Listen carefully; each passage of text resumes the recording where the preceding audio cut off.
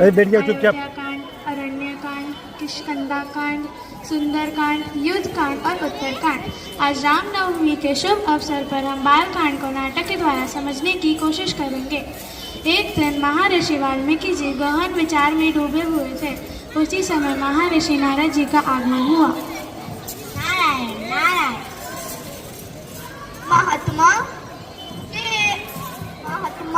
मुझे एक विषय में आपके मार्गदर्शन की आवश्यकता है।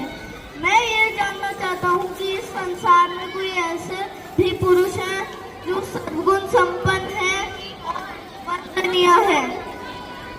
महात्मा, ऐसे पुरुष अवश्य हैं। इक्ष्वाकु वंश के राजा दशरथ के पुत्र श्री राम एक आदर्श राजा हैं जो मर्यादा पुरुषोत्तम कहलाएंगे। नारायण नारायण। राजा दशरथ कौशल राज। एक दिन राजा दशरथ अपने गुरु वशिष्ठ के पास गए। गुरु वशिष्ठ, मैं बहुत हूँ। पिछले कई वर्षों से मैं पुत्र प्राप्ति की प्रतीक्षा कर रहा हूँ, लेकिन अब मैं खुश रहने का नाटक नहीं कर सकता। गुरुदेव, आप तो जानते होंगे, अगर कोई माँ कहने वाला ना हो तो स्त्री अपने आप को पूरा नहीं समझती।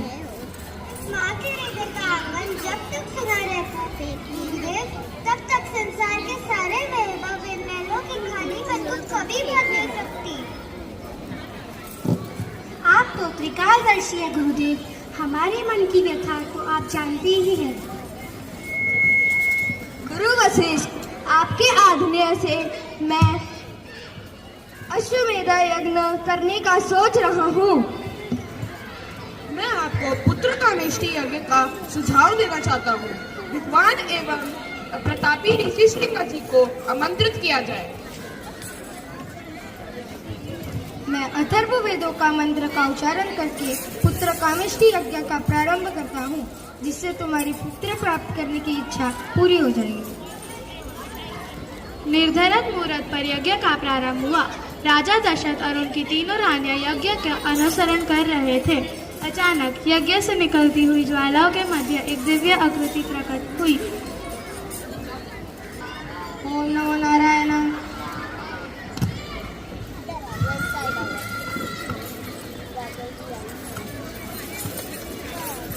मैं भगवान विष्णु का दूत हूँ।